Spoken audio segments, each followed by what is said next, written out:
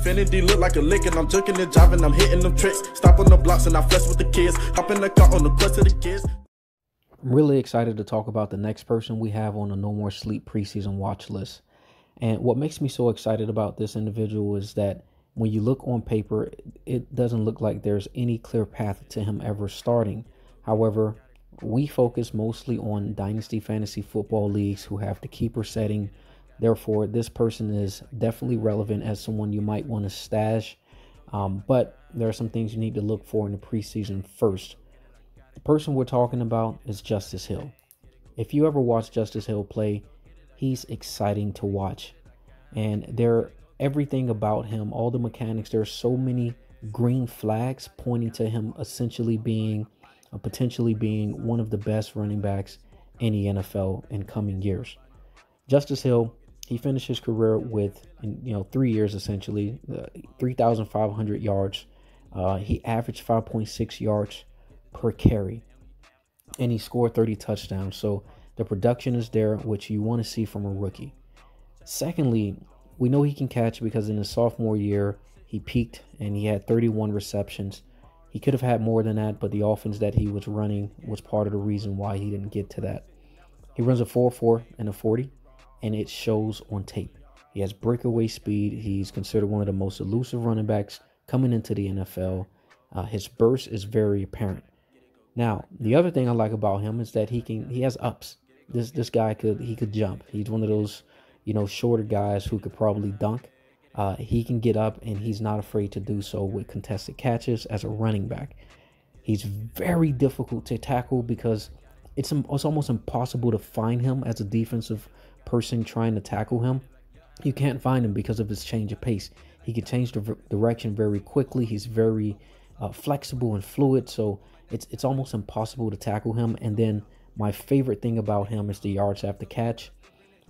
But the reason for it, his yards after catch was, we would say top 20% across NCAA. Now, if you look at the reason for it, a lot of times yards after catch is because you're bulldozing people or because you're spinning and you're doing a lot of skill moves. That's not the reason why Justice Hill has a good yards after catch. It's two things that make him elusive. The first is he's a patient runner. He has great vision. So for a change of direction back with vision, it's very rare. Normally those guys have no vision. They just like to bounce it outside. He's very patient. He can run in between tackles. He'll find the holes, and then he's fast enough to burst outside. The second reason why he's so elusive is because of his legs. He has a very concrete build. He has a strong lower body. It reminds me of Saquon Barkley.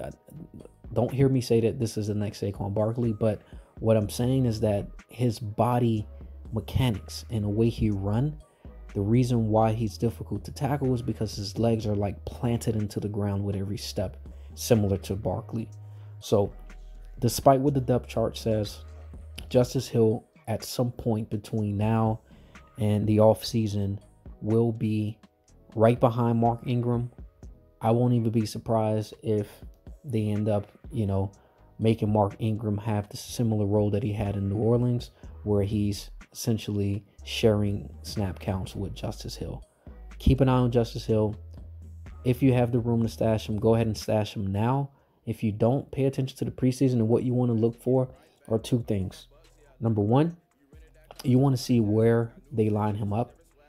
If they have him, primarily lined up in the slot, then that to me tells me that he's probably going to get some opportunity this year to work on, pass catching opportunities. And that's good because Lamar Jackson is very fluid.